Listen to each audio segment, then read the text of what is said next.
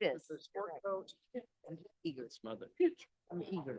Everything, especially for the portly gentleman.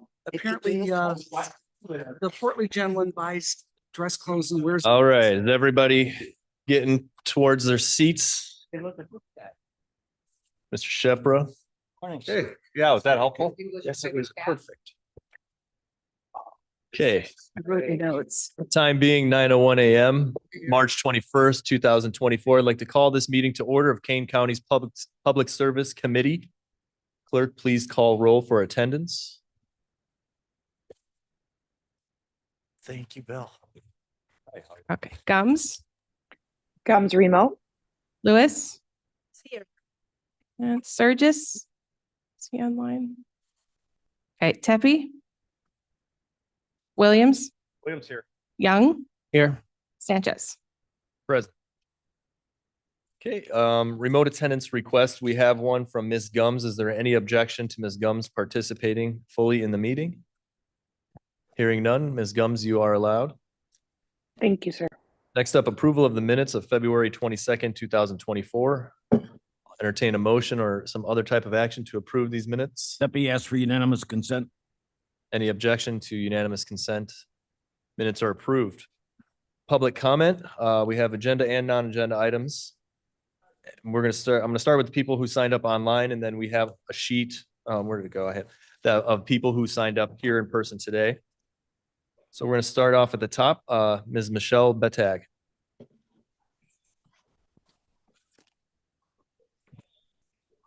Good morning, Michelle from St. Charles. I just am here to just let everyone know that July 1st, Pritzker said that he was going to issue state driver's license to all the illegals that have flooded illegally into our state, just to make the process smoother and easier for them to make headway in our state.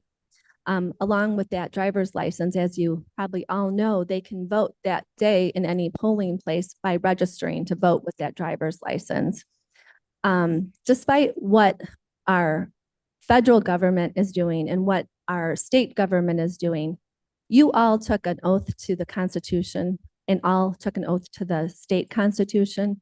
These are illegal aliens coming into our country. There's an invasion. If you talk to anybody in the metro cities, Chicago being the third largest place that they're landing, you will not be happy to hear what the citizens are saying. They're highly feeling unsafe. They're highly enchanted with the politicians that are representing them. Coming over here for the last few months, it's clear that Madam Chair is working very closely with these same politicians to get 1 month work visas, to get the Chicago Metro Agency to get housing for these people. Chicago is in the process of taking these people out of their landings and sending them throughout the counties of Illinois. Walk downtown St. Charles, that's where I live. Walk downtown Geneva. Walk downtown Batavia, you can see these people almost fall out of the sky. I mean, it's a sad situation when you see at 27 degrees in the morning at 7:30 and there's a group of people with their windbreakers on. I feel sorry for them. They did it illegally. They were sold a lie. However, you are representing the Kane County people, the people who pay taxes here. Not only does this affect our medical system, our education system, which by the way, every single day, people or children from all over the world are getting laptops and everything else in our school districts. It's mind-blowing that this is happening, and only the beginning. I think once we see people, pounding on people's doors to let them in to use their facilities, maybe some people will wake up. There is a bill, 1345 Senate bill, that is permitting illegals to vote for school board candidates. This is getting very serious. This is just the beginning. And I hope that all of you realize that our elections need to be protected. I, for one, am declaring that you need to protect our elections. And every single person in this county needs to be aware that Madam Chair has an agenda to have this these illegals brought in here under workforce housing. That is not the case. We are surrounded by a lot of affordable housing. Nothing's affordable these days, by the way. But if we're talking categories, we have a lot of those types of housing in when you're doing business with Chicago Metro Agency and all these grants that are coming into our county. That is a huge agenda that most King County citizens, both parties, are not okay with. Anyways, in summary, these illegals are not being brought in to stay in California, New York, Chicago. They're being used to come all over our entire county and country. And if anyone feels compassion, I feel compassion when I see people in St. Charles standing outside the Dunkin' Donuts, not sure where they've been dropped into. I do. I feel bad. They were sold a lie. If you look on TikTok, social media, they constantly are being sold a lie to come over. The people bringing them over are making tons and tons of money to do that. And these children are being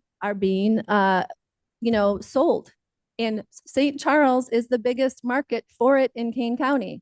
So please protect Kane County citizens. You've all been elected. That's the foremost job.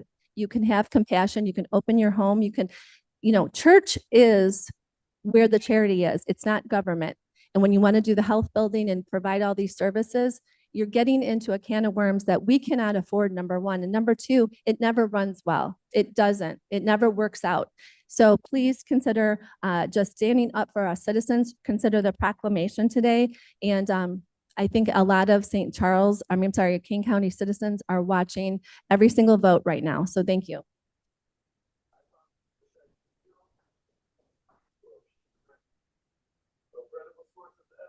Next up, Kathy Flesberg.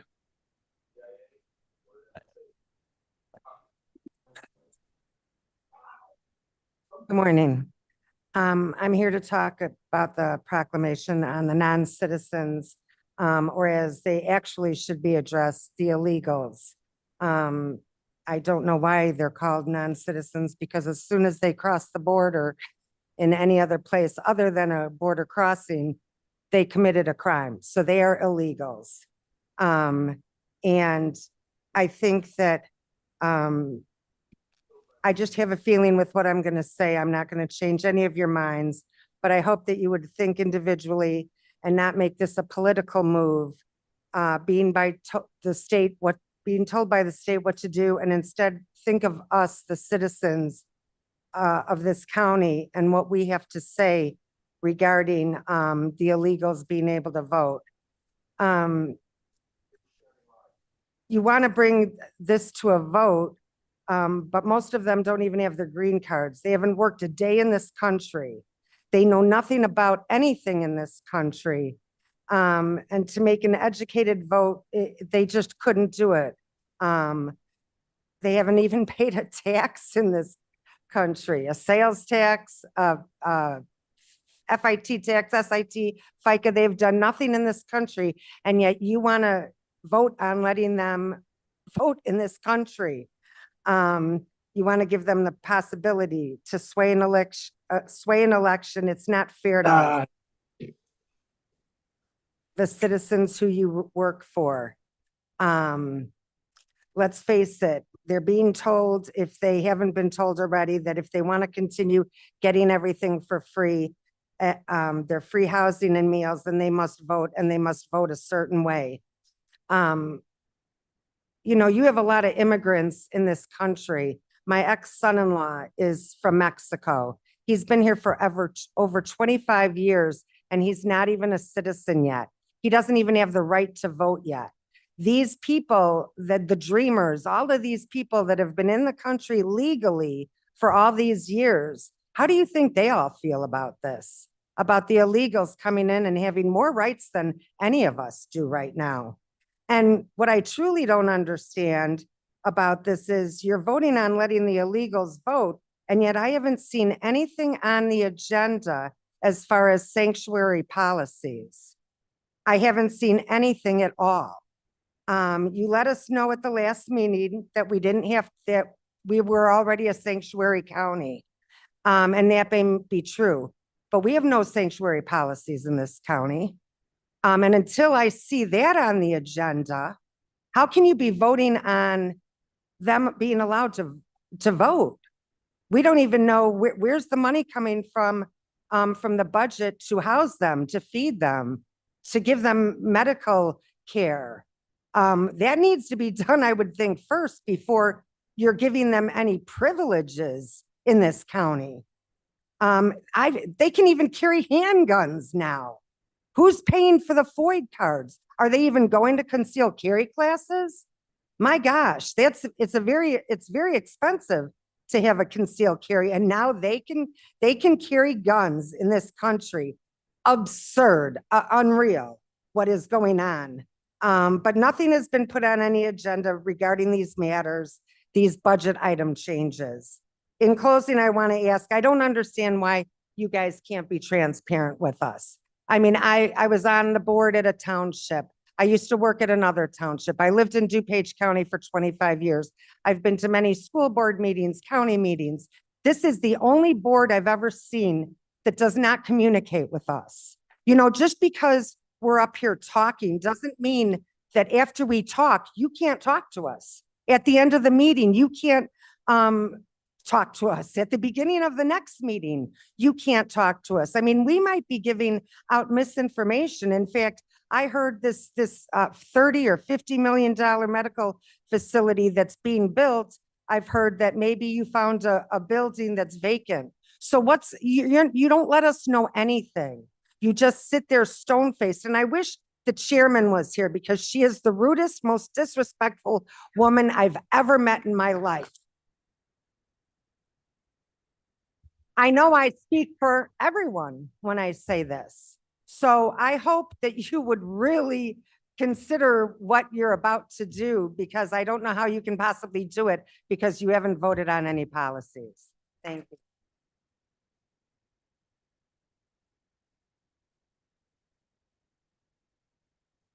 I am.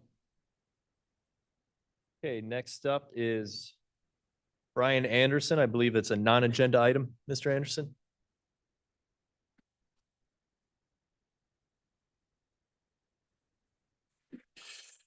Good morning, Brian Anderson, Sugar Grove, Illinois. I apologize. When I signed up online, I mistakenly hit non-agenda, so my time is limited.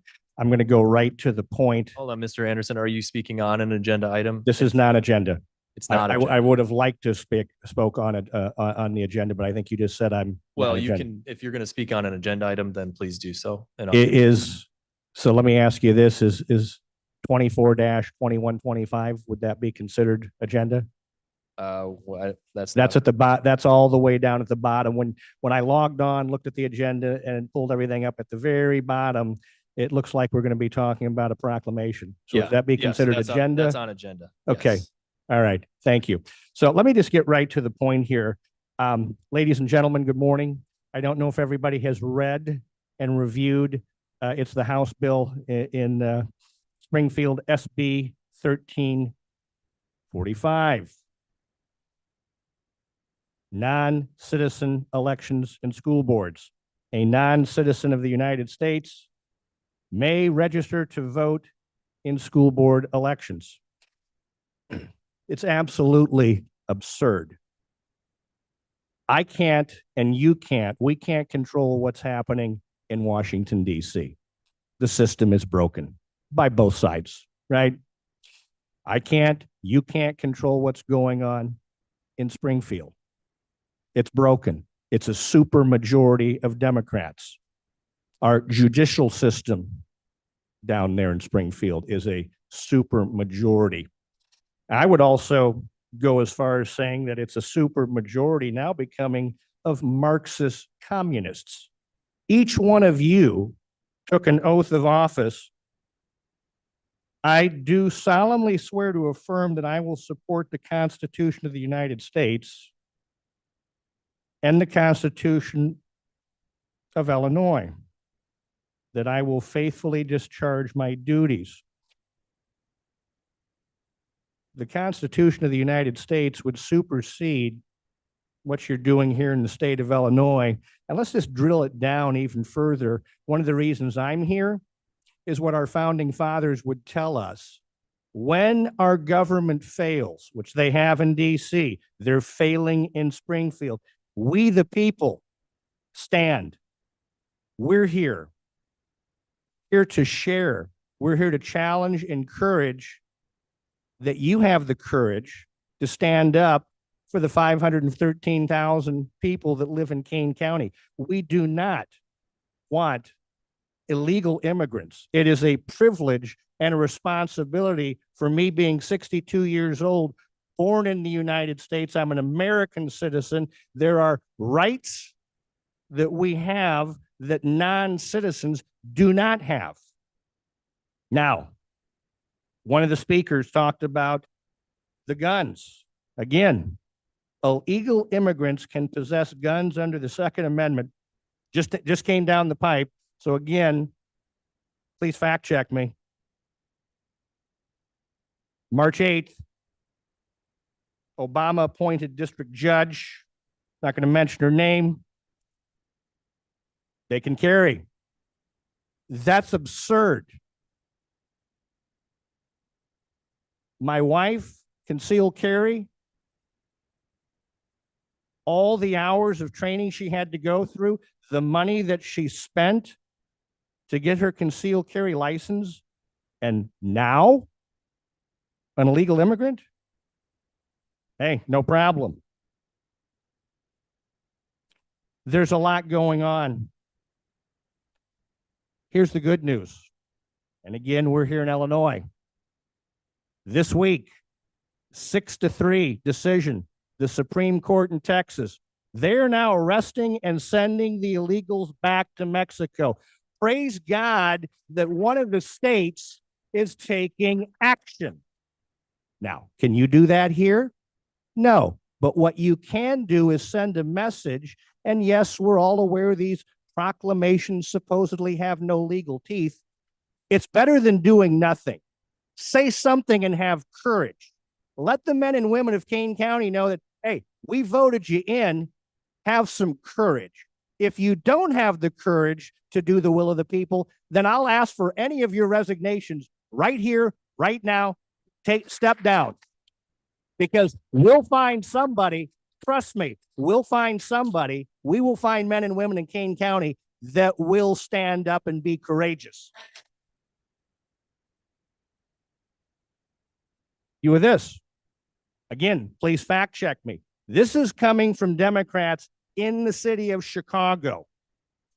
Chicago Democrats call for sanctuary status tag to be removed. Wonder why? Chicago mayor pressures feds for more money. Wonder why? They're spending millions and millions. Residents explode with anger over the illegal immigration. Here it is, folks. Sanctuary policies. Now, I've been told the last 3 weeks, well, Mr. Anderson, the Trust Act, signed by Rautner, a Republican. Nobody's debating that. No one I know is debating that. What we don't want are the sanctuary policies that go along with it. What does that mean? Subsidized housing, a new healthcare building that all of these people coming in for free services, why everybody behind me pays taxes and has for 2, 3, 4, 5, 6 decades. Okay? So I'm wrapping up, but I'm encouraging and praying that you will stand up for the citizens of Kane County and do the right thing and create a proclamation that at least sends the message, hey, we're here to support our people. Thank you.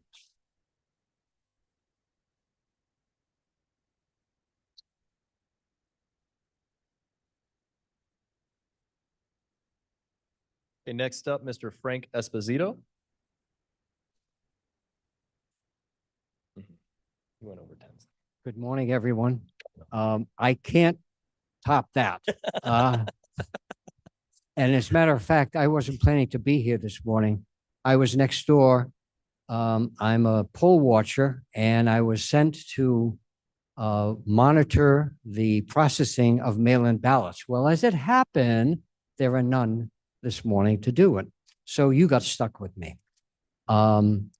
I read what the agenda was and that there would be a proclamation.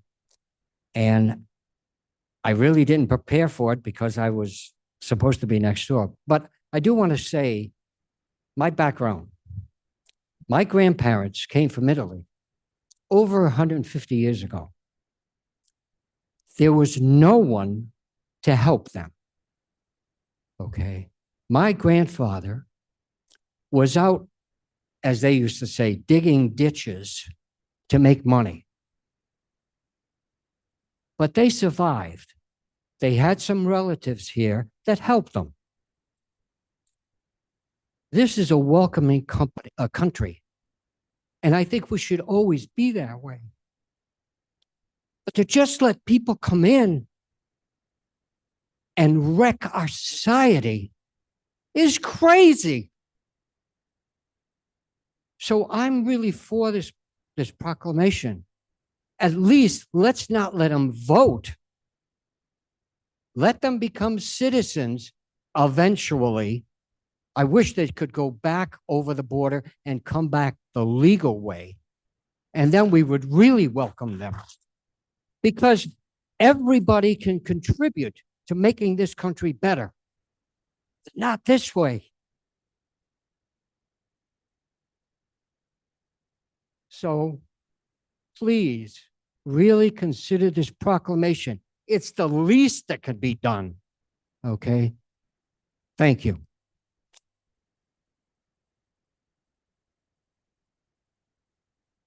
Next up, Dennis Seiler.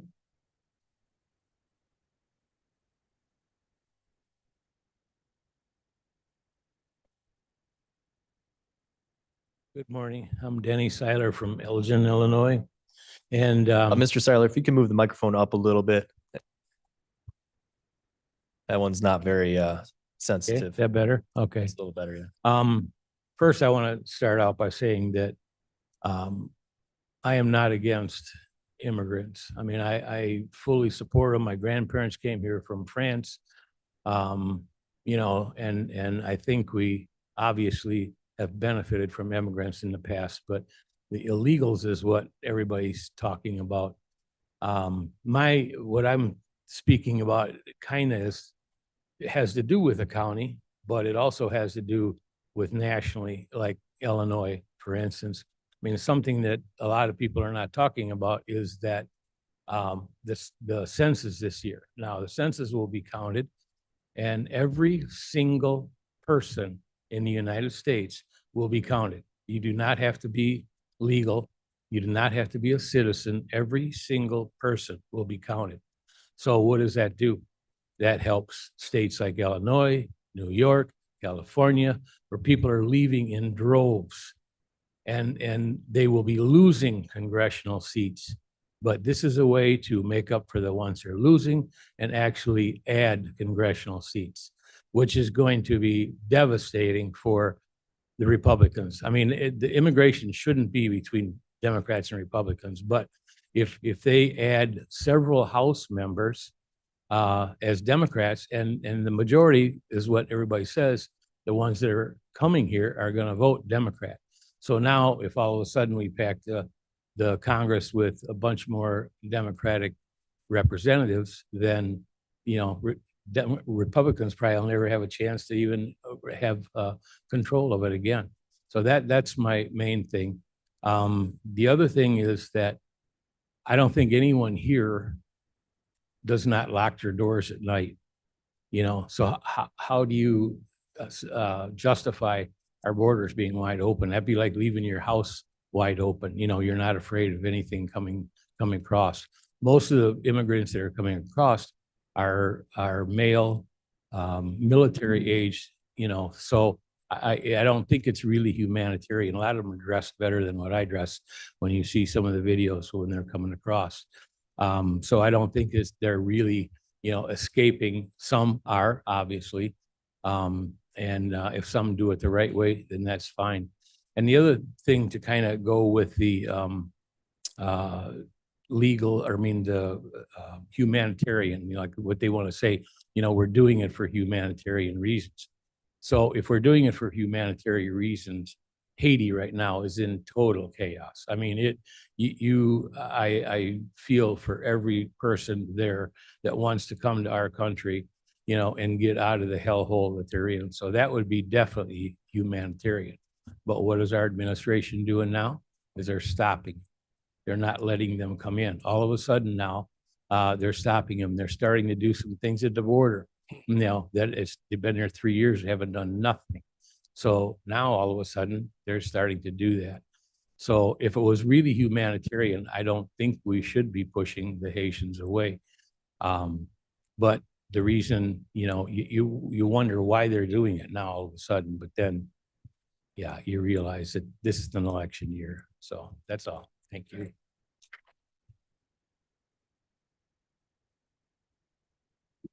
Next, Kim Sleeber or Sieber.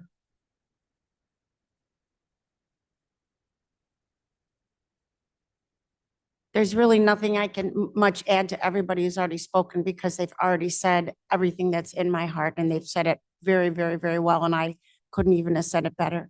But it's unconscionable that we are here actually considering even giving the rights to illegal aliens. And to me, they're illegal, but they're criminals. To come over our border illegally is a crime. So they're all criminals. So we're giving criminals the right to carry a gun, and we all know that for sure now. And besides the fact, now we want to let them vote too. Besides everything else we're giving them for free, which is unbelievable. So please, please, please, we are begging you to do the right thing. The Constitution says that not to. I mean, all my ancestors, my husband's ancestors, they all came here from Europe, all came here legally. But so to come here legally is never the problem. It's when you cross over the border. Do you know there's not another country that you can go to illegally? You can't even go to Mexico. You can't get in if you're going there illegally. That's not allowed. You can be there for vacation, but that's about it. So, I mean, for us to have the open borders is unconscionable. The president is committing treason by not doing anything about it. And apparently the only one who's in trouble for things that he didn't do is the past president, which that's another whole issue. But it's like, this shouldn't even be a Democrat or Republican thing. It should just be for you. You're one of us. Do you want these people in your house and in your backyard? I mean, we back up to an elementary school. So we're concerned when they were initially thinking of closing the schools, having the kids go remotely again, to put in illegals. It's like, what? Gee, my tax bill over $10,000, $7,000 is for schools. What the heck? Not, we don't even want to go to that route. But the point is that our kids should come first. Why are illegal aliens coming first? They're coming first for everything. They get everything for free. So please, please, please, we literally are begging you to do the right thing and just say no. Just say no. Thank you.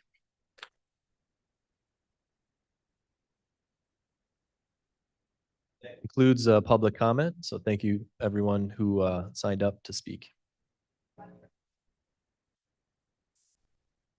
If it'll be brief. Okay, we'll let one more come in. Okay, thank you. Again, my thoughts will be random, but I wanted to say a couple things. Number one, all of the free things that we're giving to these illegal aliens. In Economics 101, there's no such thing as a free lunch. Somebody's paying for it. Even if the federal government is giving a grant, where does the government get their money? Us, the working people. So there's no such thing as a free lunch. And I'm understanding they're getting loans, 0%, no penalty for non-repayment, money out the window. Okay. I also want to address the proclamation. All politics is local. If you understand the Constitution, you understand there's a doctrine of the lesser magistrate. So when the federal government fails in its duty, it falls to the state government. When the state government fails in its duty, it falls to the local magistrate. So this proclamation is not just a proclamation with no teeth. You're taking a line, you're standing, and that will affect policies. So whatever you do, even if it contradicts what Pritzker and Biden are doing, if you follow the Constitution, not only do you have the legal right, you have the duty to protect the local citizens. That's it. Thank you.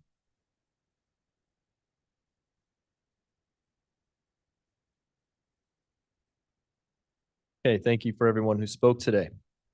Next up on our agenda, finance. The reports are on file. If you have any questions, you can direct that to our finance department. Recorder's office, the report is also on file. Treasurer collector, Mr. Lawson. Okay, thank you very much, Mr. Chairman, members of the committee. Before I start, I would just like to express my appreciation and my respect, Mr. Chairman, for how you conduct these meetings.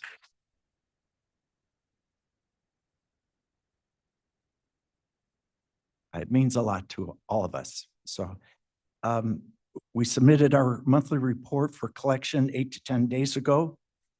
We continue the process of collecting $1.5 billion of property taxes from 195,000 property taxpayers in individual parcels. We do it in our office with sympathetically and respectfully. And I think the key to that whole process is our people. So in that vein, today, I'd like to start a new feature for our report that it's a type of show and tell. I would like Maria Herrera and Cindy Christopher to stand up, please. These are our two supervisors in the collection area. Maria Herrera we have been blessed with her work for 28 years. I think it was in May.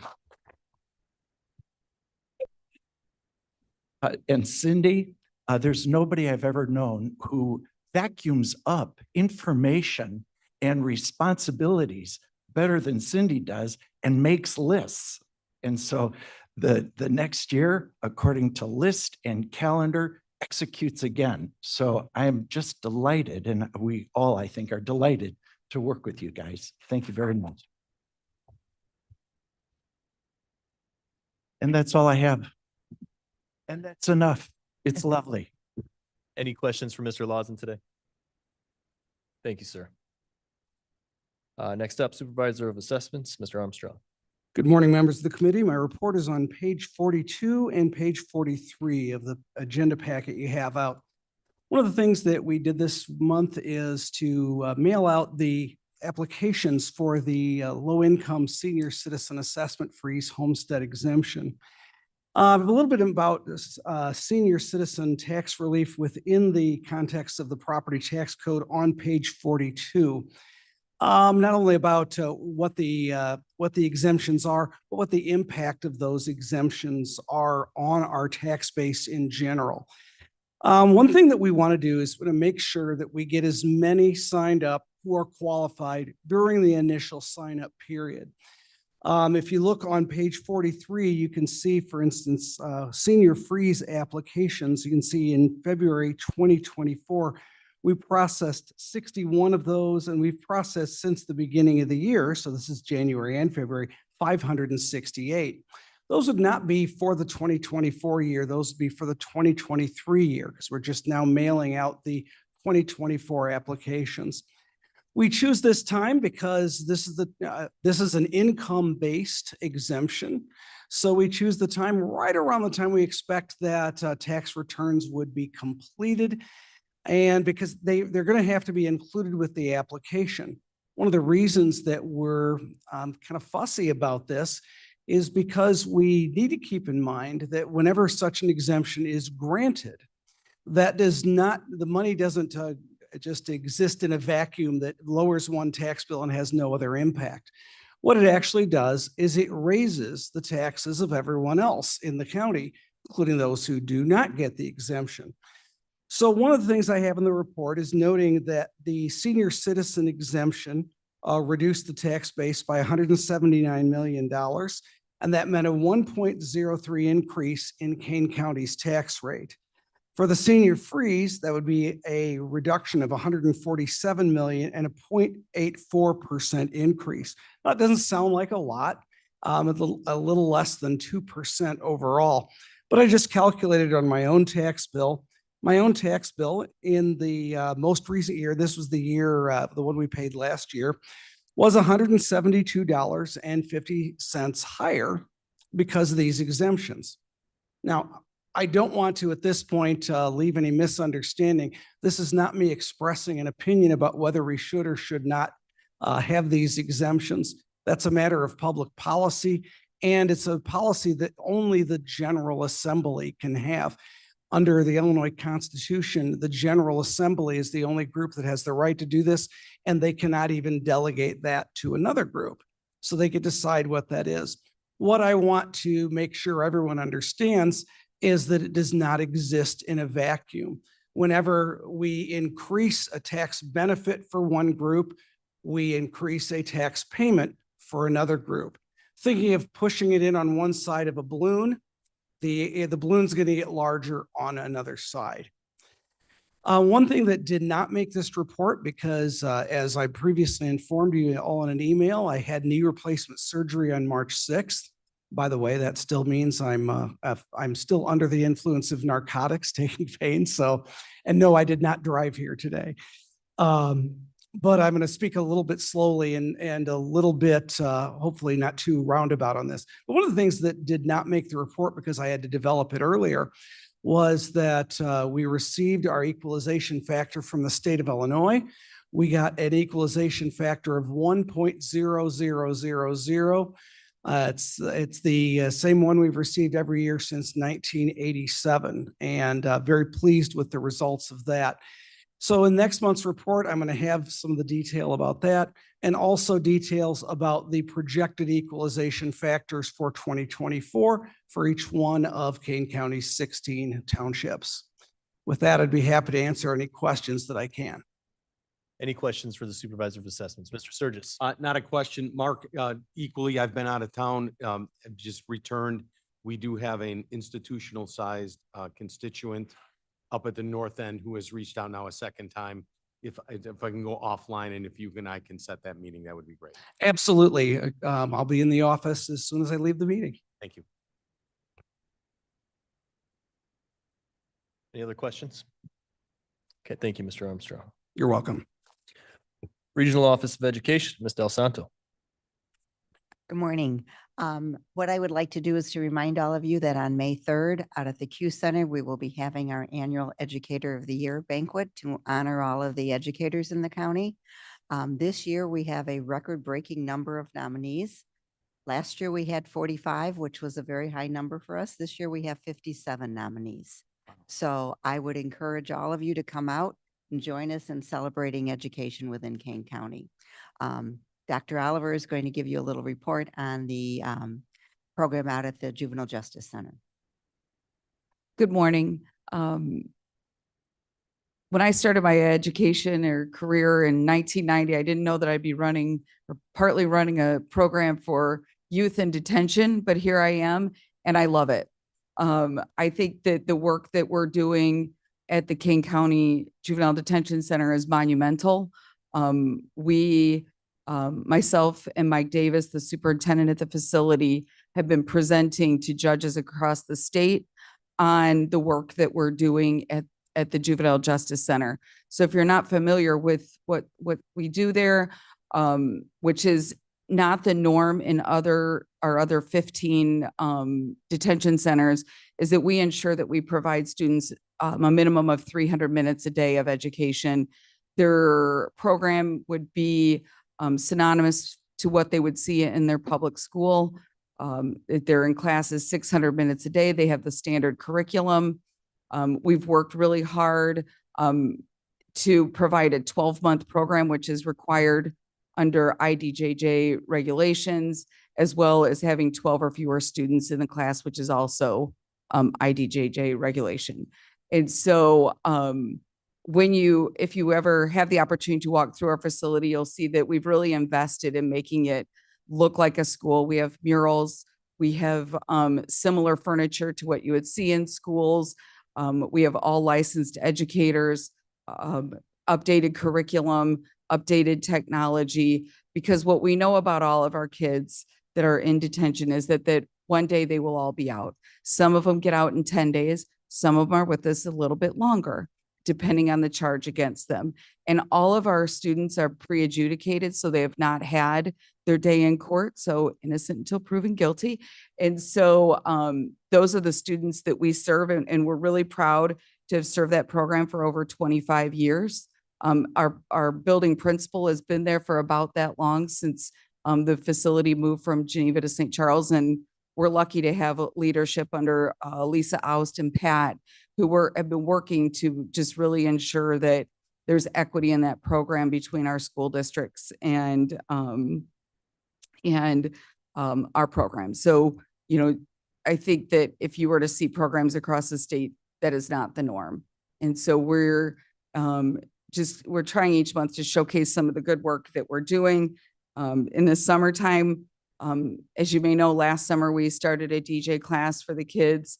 And so one of my youth counselors or youth truancy staff that work for us during the school year goes in during the summer and teaches the kids how to DJ as a possible CTE related curriculum. We also provide enhanced supports in the areas of math and reading by utilizing teachers that are in our public schools that have summers off will come in and support our program during the summer. We have graphic arts as well. We have a retired teacher that comes in and has done some remarkable murals, but she also shows the kids how to develop murals.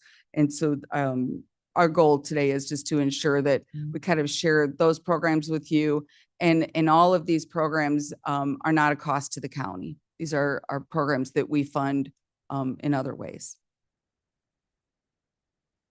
Any questions on this program or anything else the Regional Office of Education is doing? Ms. Lewis and then Sturgis. I don't have a question. I just have a thank you for all the work that's being done. And even though these programs are funded elsewhere, you're actually saving the taxpayers money, because when these children leave the juvenile justice system, if they can go back and transition into the school system and back in their community, we are all better off. So the tremendous things you're doing and all the programs that you're putting in, and they really are groundbreaking for the state. And I just applaud the effort. So thank you very much. Thank you. Mr. Sturgis. Mr. Sanchez, thank you. This past week or this past month, I had to reach out to Ms. Del Santo with a news of a tragic loss up at the North End with the passing of a teacher, but more than that was a student within the district, went away to college, came back to be a teacher within the district, more than a teacher, a mentor, a beloved young man. And Pat, thank you for the effort, and I do owe you a return phone call. I just want to acknowledge that the district did not hesitate to open arms and suggestions about an appropriate memorial for this individual. 34 years old is way too young to pass. And this wasn't just a teacher. This was somebody who reached out on so many different levels to so many different young people. There were literally thousands at his memorial service and wake. And Pat, just a hearty thank you. And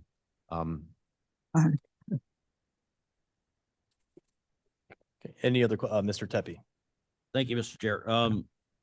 Hate to follow that, but on a slightly different note, but I think very appropriate. There's a group in the Elgin area now that has obtained funding to help and work with people from the ages of 16 to 24 who are looking to either get their GED or to get some training.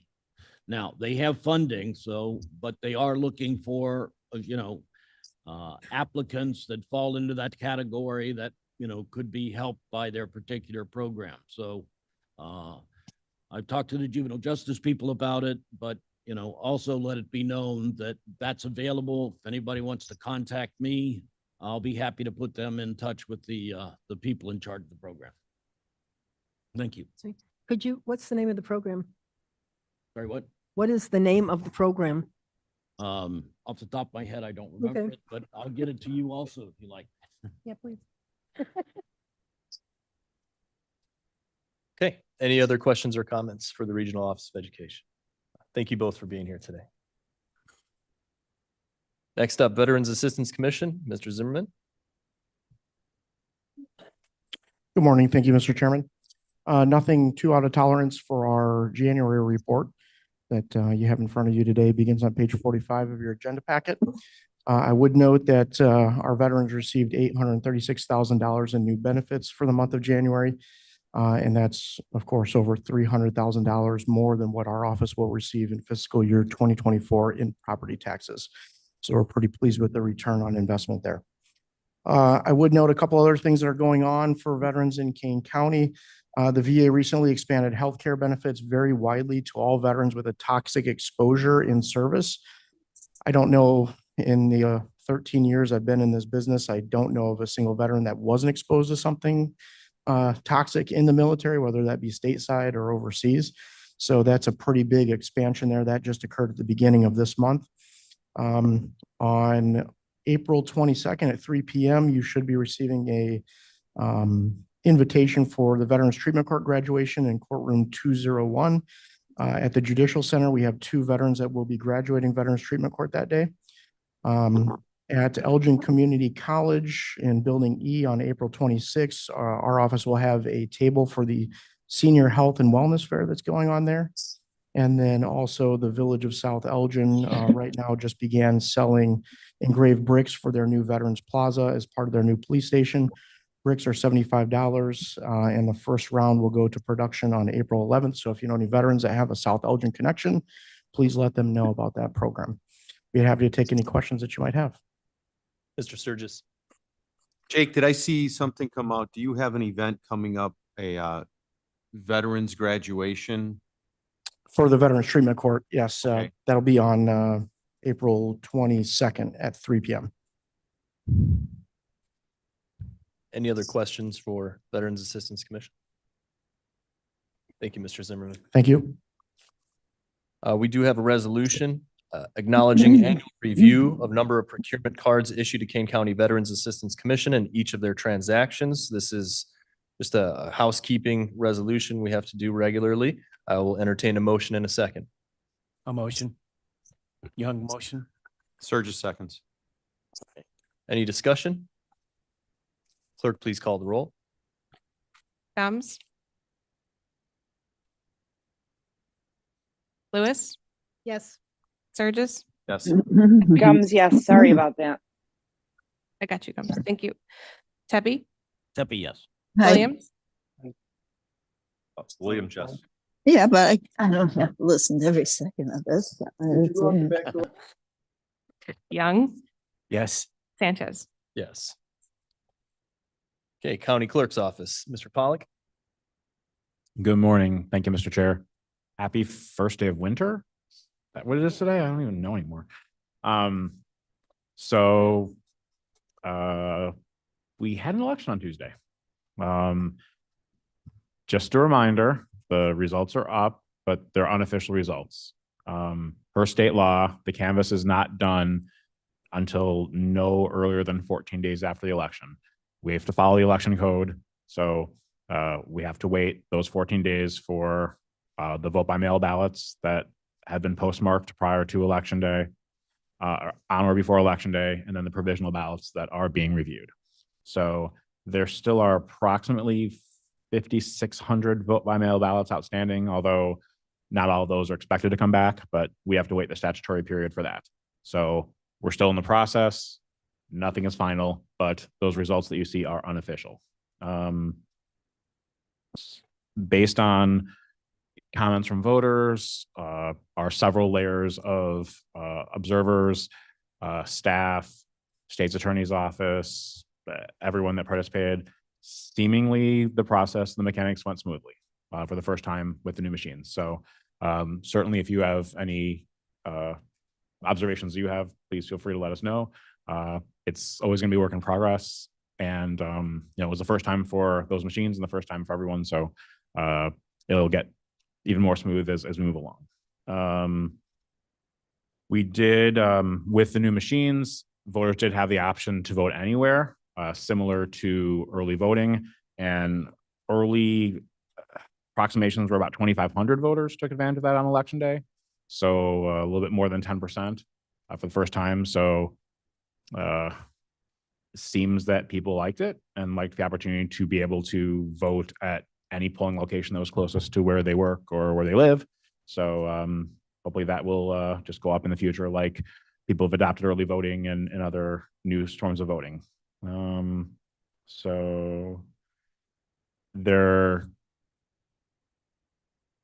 any, that's pretty much that for election day. In our office, we may be done with the election, but we don't rest, we turn the page. The supervisor assessments talked about, you know, getting things ready for tax bills. The treasurer's office is going to get those tax bills out. Our office plays a role in that as well.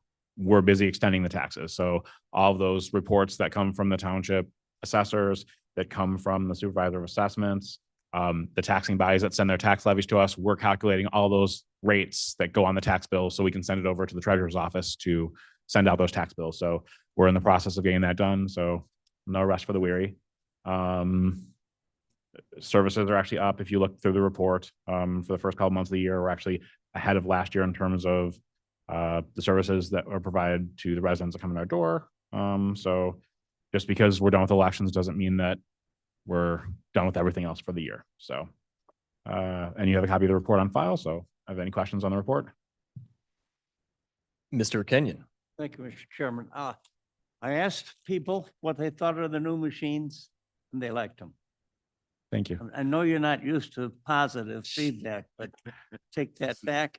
There was a question about mailing out voter cards, not in an envelope. Doesn't seem very private. The little card we get in the mail that tells us where to vote, if that was in a plain envelope, it would seem like it was more personal and couldn't be stolen. But just a lot more money. Just a question, just a comment. Thank you. One positive and one negative. So. Thank you. Mr. Young. Hi, David Young. I noticed on the, I was watching the scrolling results of the election, and I started watching it at about 7:30 or so, and I noticed that it said 0 precincts were reporting. So I thought, well, maybe that's just a glitch, but the vote totals kept on increasing. And then right around 8:15 p.m., just looks like the website just went down. The clerk's website went down. And I know it wasn't my internet connection because I had another window open. So, but it went back up at 8:20. And then around 9:30, I stopped watching it, went to bed, but it still said 0 precincts reporting on the website. And I just want to know if you heard that same thing, and maybe that it was a glitch, but the counts were the votes were coming in, and you could see the different candidates were accumulating votes. So I just want to know if you heard that. It wasn't a glitch. So the turnout percentage in the precincts reporting, that was left at 0. And then at the end of the election, when all of the election day precincts came in,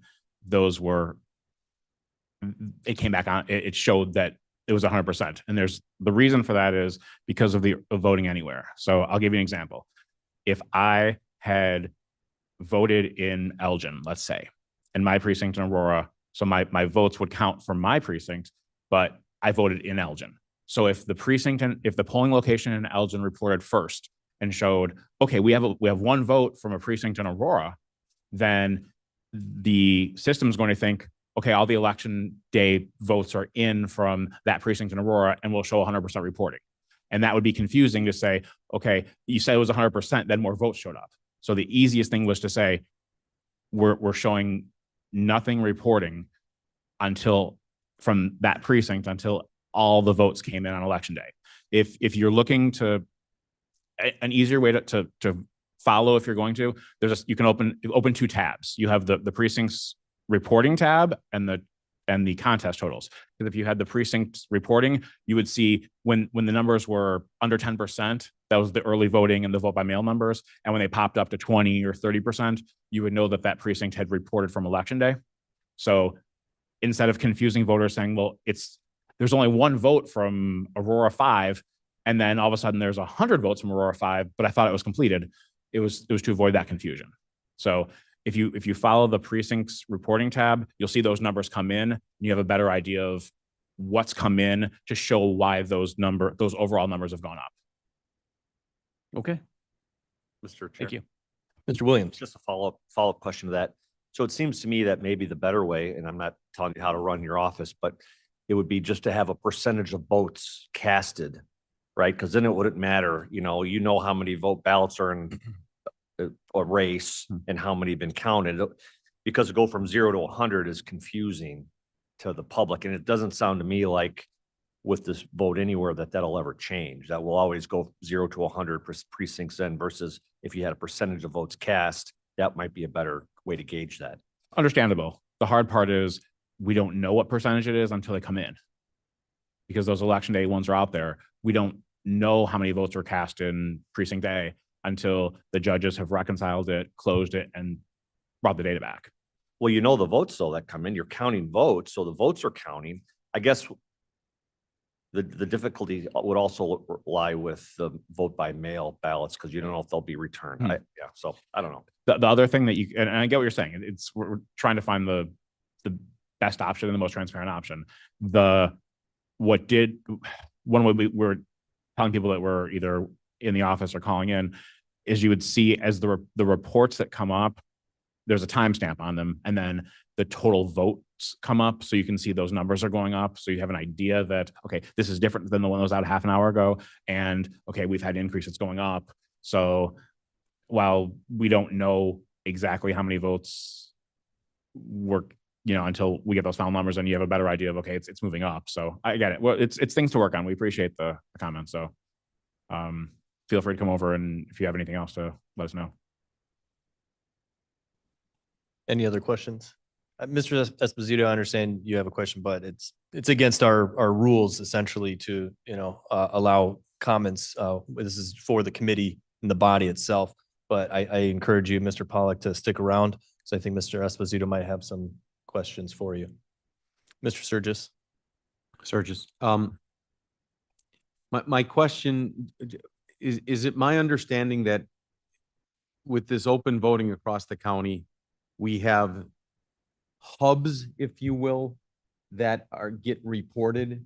So like maybe ECC, the clerk's office, I don't know what's in Batavia or Aurora, that information somehow, is it driven from the polls into this collection office and then electronically submitted to a central location?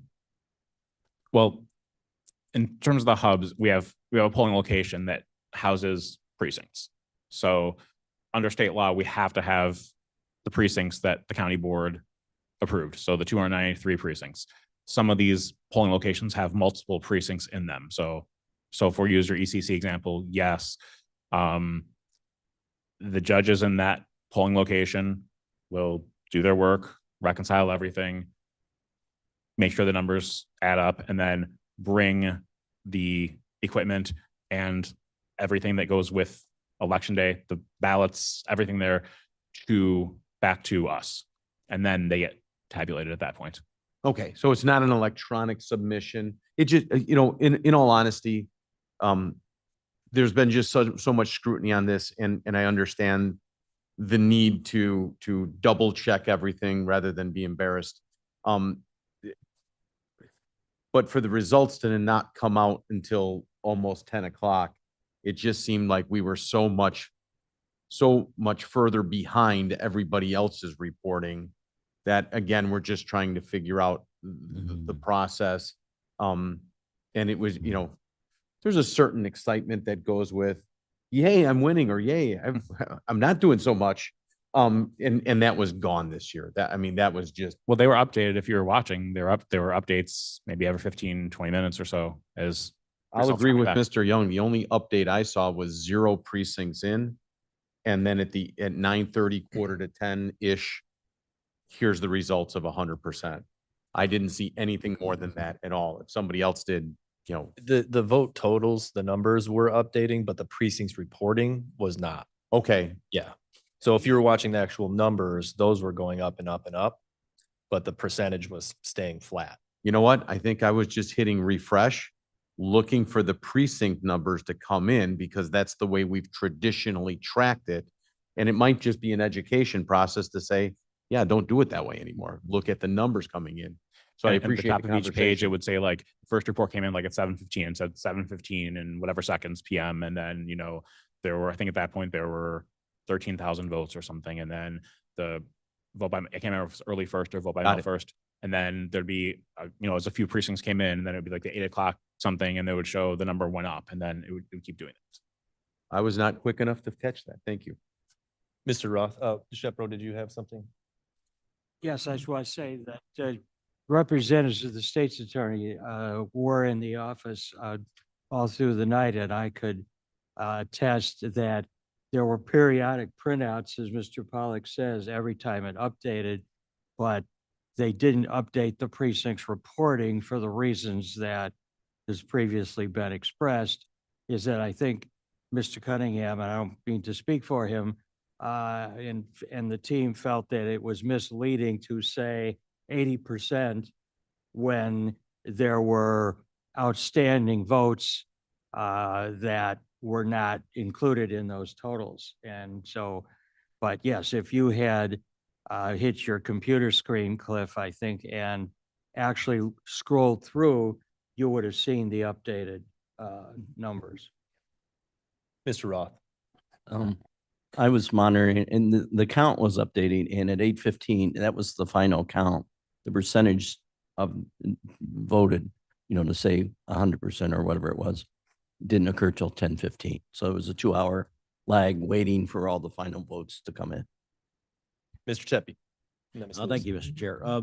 First off, I'd like to echo what Mr. Kenyon said. You know, the comments I heard from individual people were phenomenal about the new equipment. But more importantly, I had the opportunity to talk to people that were working at the polling places, and they loved the new equipment. So job well done. Thank you. Ms. Lewis. Yeah, I just had a question. I believe one of the reasons that we went to the fact that you could cast your vote anywhere in the county was hopefully to get more voters to come out and vote. But it felt to me, and looking at the totals, like some of the areas only had like 2% of the voters even come out and vote. Do you have any feel, was this a very low voter turnout or an average for a primary, or? It was lower than the last presidential primary. Again, the races that are on the ballot sometimes drive turnout. We want everybody to vote. We don't care how they vote. We just want them to show up. But at the same time, both presidential nominations had been secured. There was this wasn't a gubernatorial race, so you didn't have the statewide. There was no Senate race statewide. So not a lot of contested races.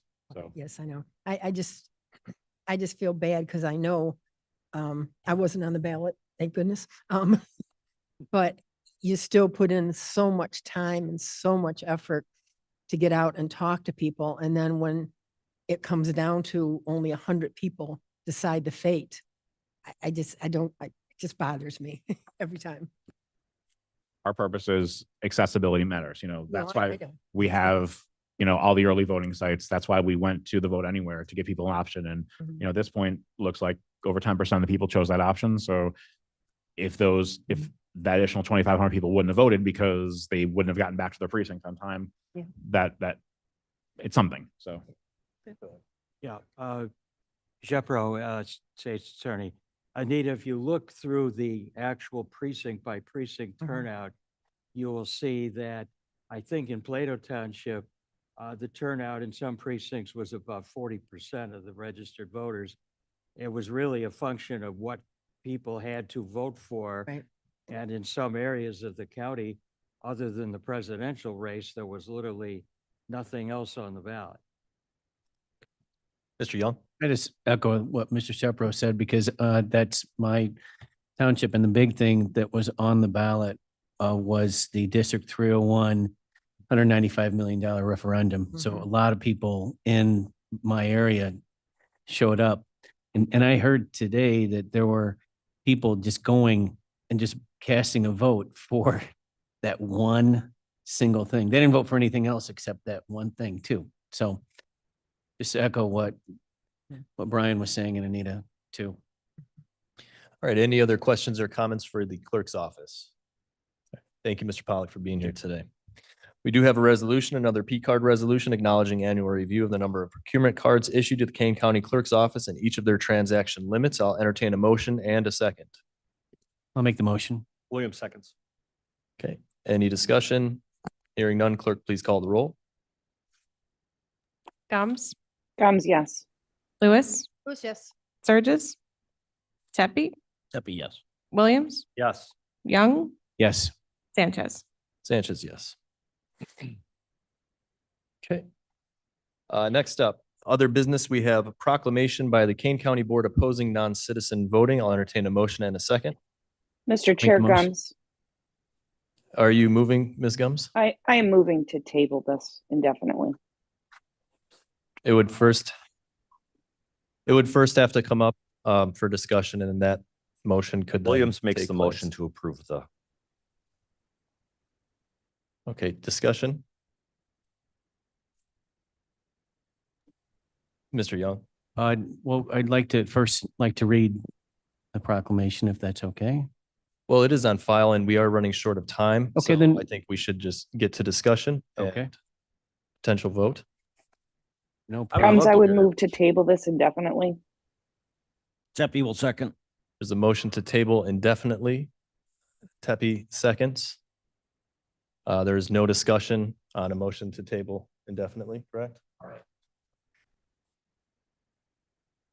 Could you explain that to me? A motion to table indefinitely, it means it can't be brought back. So if you table it, then it could be brought back at a future meeting. It could be taken off the table and put back into consideration. If you table indefinitely, it can't be brought back off of the table. Mr. Shepro, do you have anything to Yeah, add? please I explain that think the it- Roberts Rules of Order. It could be, if it's tabled, it could be brought, even if it's indefinite, somebody could make a motion later to break it off the table. It's just not being postponed to a definite date.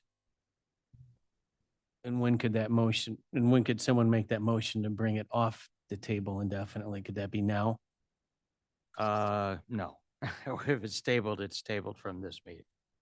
Point of order, Mr. Yeah. Chair. Did I hear correctly? There's no discussion on the motion to table? That is Yes. correct. Right. Well, let's call the roll. Yeah, there is no rule. No, we have to call. the No, roll. we're No, voting you on have to the call table. you have, Oh, but we can't just. Motion. But we don't discuss Table. it. Can't discuss. a Okay, motion. so you There's just certain- can't discuss it. yeah, Okay. motion to table cannot be Do you discussed. have If a the point of motion to table order is- information? Yeah, Mr. Rao? just a clarification. If it's tabled, to make the motion to bring it back, it has to be in the same committee, Same committee? like this committee, or could it be brought like to a county or exec level? Well, somebody could introduce theoretically a similar or identical proclamation Add in that another other- committee, Okay, but this particular would have to be brought back to the to committee. this committee. All right, which but, tabled it. but a motion could be made at the county board to, as a separate motion or proclamation. Theoretically, yes. Okay, thank you. So as a point of order, what we're going to be voting on is whether or not we accept to table Correct. this. And a majority to table it would table it indefinitely. Subject to whatever happens at some other date. Okay, but if it loses, then we go back If to, it loses, then you go back to discussing the motion that was made to approve. okay. Can you clarify? A yes means you want a table and a no means you do not. A yes vote on the pending roll call will be to table indefinitely. A no vote will be to not table. Okay.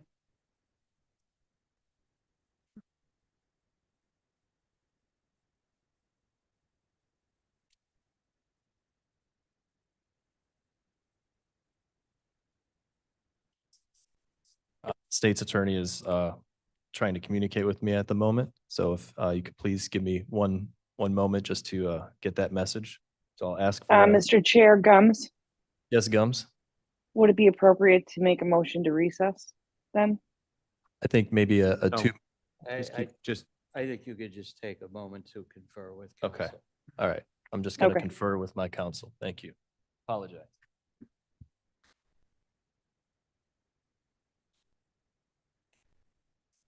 No, you could do that.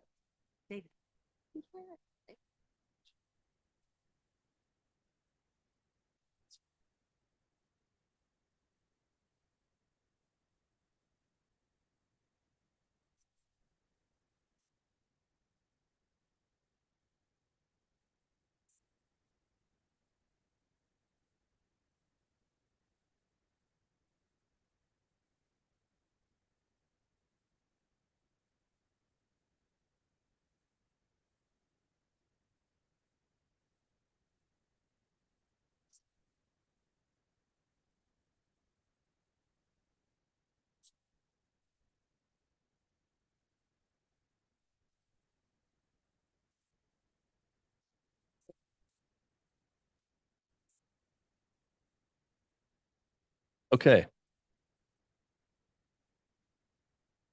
We're back. And I will say we do have a motion on the floor to table indefinitely. I was hoping we would have some conversation around this issue, but that is not the case at this time. If there's anybody who would wish to see this come before the board in the form of conversation at some point in time, a motion can be made to place this on new business on the county board agenda, or if they were to work with Madam Chair to have it placed for discussion on the county board agenda as well, then that action could be taken at some point in time. Now that that information is out of the way, since there is no discussion on a motion to table indefinitely, clerk, please call the roll. Gums, Gums, yes. Lewis, Lewis, no. Surges. Pepe, Yes. Williams, No. Young, No. Sanchez. Sanchez, yes.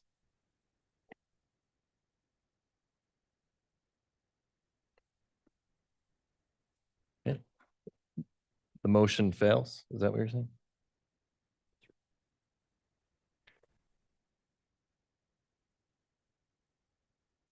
Okay, so it is still on for discussion. Mr. Young, would you like to have anything to say?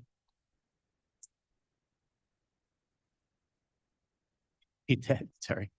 Did you have anything for discussion on this item? Yes, You brought this forward. I did bring this forward and I He requested to have this put on the agenda. Right. So I'll be the first one to talk about this. So in my opinion, this proclamation is pretty straightforward. The main reason for bringing this to the board is because of the actions of Illinois State Senator Selena Villanueva and the bill, Senate Bill 1345 that the audience has talked about. And in the end, it would permit non-citizens of the United States to register and vote in school board elections. And if you look at the Illinois General Assembly website, ilga.gov, I just want to read what it says. Synopsis as introduced, amends the school code, requires the State Board of Education to create a voter registration affidavit that shall be the exclusive means by which a non-citizen of the United States may register to vote in school board elections, provides that elections conducted under the provisions are considered non-state elections and are not subject to citizenship requirement in the Illinois Constitution. So when you look at what's on the main reason for bringing this forward is basically to the proclamation to bring it forward is to just to say that the Kane County Board opposes this action that's being done at the state level. I know that in the end, we are subject to state law. However, as a body, we can oppose this through a proclamation. And that was the main reason why this was brought forth. The if you look at our federal and state laws, non-citizens are not able to vote, and that's just the law, period.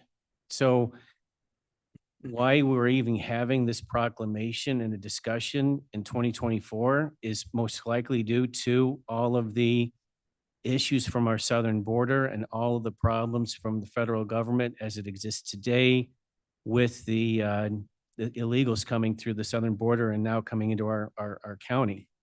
And I want to go back to what I think it was Brian Anderson said in his comment. I mean, we all took an oath when we became Kane County board members, and that oath was, I do solemnly swear that I will support the Constitution of the United States and the Constitution of the State of Illinois, and that I faithfully discharge the duties of the office of board member to the best of my ability.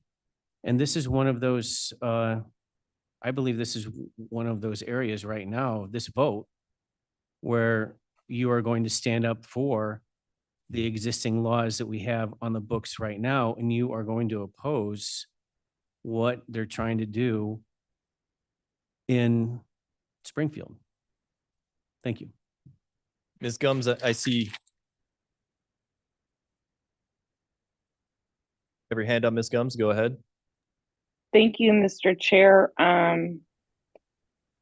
So everybody has the, democracy is a funny thing. So everybody has the opportunity to express how they feel about issues. So you won't be surprised with my passion and my comments here. To my colleague, Mr. Young, I can appreciate it's shocking to me that we have to have a proclamation. I might as well proclaim today as March 21st, 2024. The comments that have come before us today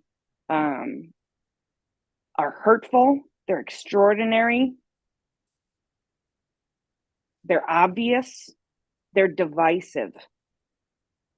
The fact that we are talking about this is divisive and ridiculous.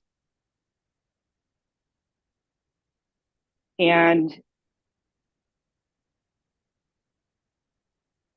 there are federal laws and state laws, and those are obvious, just like today is March 21st, 2024. I don't think we need to be having a conversation about proclaiming that. Today is that date about obvious things.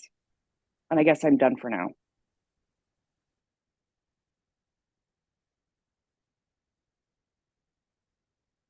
Thank you. Two things. First of all, was this vetted by our state's attorney's office? Yes. Okay. That's always my first question. Secondly,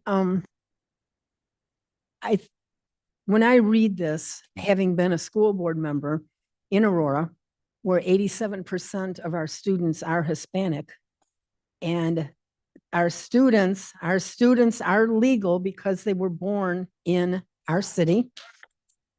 However, their parents are not.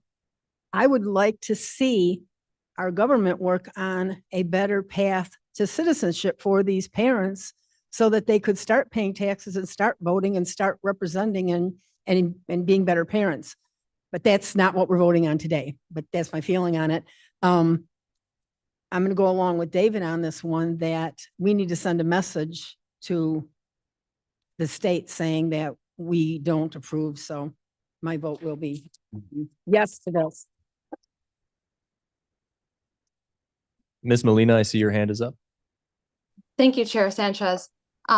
Just a couple of questions when I first read this proclamation. The first one is typically anything that has to do with opposing legislation goes through the legislative committee. So my first question is, why are we talking about it in a committee that's not where it should be? My second question is, did anybody ever decide to talk to the senator, the sponsor of this bill, to get more information as to the reason and the intention behind it? Thirdly, I'd just like to state my opposition to this proclamation. Just because you are not a citizen of this country does not mean that you're not paying taxes. There are plenty of residents who own homes in this state, in this country, who pay taxes, who support our public education, and giving them the right to have a voice as to how our education system works on the school board, I think is a wonderful thing. And I applaud our Senator Villanueva for putting this forward. I also caution this board when proclamations are being put forward that are this decisive, that you are all aware that we are not the only ones looking at this, and we're not the only ones who are seeing how this county board operates. When we go out and try to make friends and, you know, ask for assistance from our state legislature and our federal government and our congressmen, they are looking at actions that we make as this one. So I caution, and I hope this committee, which I don't feel this committee should even be reviewing this proclamation at this time, votes against this proclamation. Thank you. Mr. Tepe. Thank you, Mr. Chair. I feel a little bit differently about this particular item on our agenda. Not that I'm for it or against it. I do not feel it's our part to vote on matters like this. This is one of hundreds of bills that are put forth before, you know, the state. Whether it makes it or not has nothing to do with it, but our job is to run the county and do the best job we can for the county, not to necessarily go and enact the laws for the state. If this was coming closer, perhaps we would be very concerned about it. But in my opinion, this should not be something that is on our agenda at all. Mr. Chair, I'm going to make Ms. this Juby. comment, Mr. Chair. I did not stand up and say anything when the individuals were speaking. I think it's pretty inappropriate for them to be yelling out during my comments, and I'd appreciate it if you would keep control of them. We're getting through this meeting. Ms. Juby? So I need to preface this with, I do not have a vote on this, so I am not taking a side. But I just want to share what was not included in the summary of this bill when it was presented for all of you who have not read it yet. Any information provided to the local school board, including name and address, may be attained by Immigration and Customs Enforcement and other agencies, individuals, and organizations, meaning that there are consequences if this law is passed and people choose to use this, there are consequences that their name and their immigration status will be released to ICE. Also on this there is a provision in here that says if you ever apply for naturalization, you will be asked whether you have ever registered or voted in a federal, state, or local election in the United States. And from what I understand, that makes them not eligible for naturalization. So while we are presented with, this law would ask them to have provisions to vote for a single school board election that their child will be in that district for the rest of the year. It does not come without a great cost to them. And I just feel that, like I said, I'm not voting either way. Whatever you guys do is whatever you do, but I think it's important to show both sides of it, that it does have ramifications if someone chose to vote. Thank you. All right, and I think we're about wrapped up with discussion. And as chairman, your role really isn't to offer your opinion. It's to guide meetings and procedure and things like that. But I did want to make a comment on this in the sense of what is the approach, what is the intention, what is the goal? So without saying how I feel about the proclamation, I have in my time on the board gone from believing sort of symbolic acts like this are useful and persuasive to thinking that proclamations are better off for things like declaring a certain type of day of awareness or some good deeds that have been done in the community. And if we're trying to actually make change legislative wise, that this is not the most persuasive route. I do think the comment that, talking to the bill's sponsor first to really understand what is in the bill is essential. Whether we agree or disagree with what Springfield does, we do have to have a relationship, a good working relationship with the people down there. And the more that we are able to increase communication with them on the kinds of things that are up for a vote before them, and to have more understanding and offer our opinions through those channels, I think that at least allows, even if we disagree, for a better relationship to exist between the county and the state. Again, whether we agree or disagree with what they're doing, it's important for us to have that good relationship. That is why we are spending a good amount of money on a lobbyist, as Ms. Gums and Mr. Linder are well aware. The reason we do that is to have a good relationship. And I think, the idea that it should have gone through legislative committee is a sound and valid one. I'm not in favor of stifling conversation and what others would call censorship. So when this came before me, I didn't think, let's not put this on the agenda. This is not appropriate, all those things. Let's have the conversation. Let's have that discussion. But again, if our goal is to influence what our state legislators are doing, a proclamation of this type is very risky. It creates a potential combative situation that is much harder to manage relationship-wise than making a phone call, sending some emails, talking to others amongst that body, the sponsor and the co-sponsors, working with our lobbyist even and the legislative committee, making sure that those lines of communication are open, those relationships stay sound, whether we agree or disagree. So again, I just, from my perspective and my time on the board, I find using proclamations to influence other legislators to be kind of at the bottom of the list of persuasive acts that will lead to the goals that we are intending. Witness slips are much more persuasive and powerful. This bill is going to go up for a vote, and there are 24 witness slips that come in from one specific county. That's going to send a different message than this public proclamation that can be interpreted in many different ways. So again, I'm just offering that perspective. I wasn't sure what the reaction would be, but since putting this on the agenda, I've been contacted by multiple people and have learned that just having a phone call happen first is probably a better way for us to go if we want to have some influence in Springfield and make sure that other things that we would like and need Springfield to be on our side for is that support will be there and won't be taken away because of some other action that we took that perhaps was viewed very combatively. And I do want to thank Representative Barbara Hernandez, one of my former colleagues here on the board, and she's always been a strong supporter of Kane County down in Springfield, and she helped get me up to speed on the details of this bill that is discussed in this proclamation. So I want to thank her and others that have reached out. And with that, I will say, clerk, please call the roll. Wait, can I have one comment? If you have one more quick comment, because we are running Can very be so short on quick. time. Yes, Ms. Lewis. I actually happened to be in a meeting yesterday with Senator Villa's staff, and I did mention this because I knew we were voting on it today. And I think the beauty of our legislators that we have these personal relationships with, as we should, is that it's okay for us to disagree with them.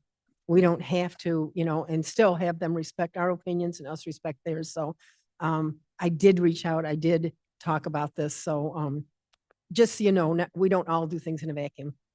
I do see Mr. Caius, you had your hand up, and I apologize for missing that. If you have a quick comment, go ahead.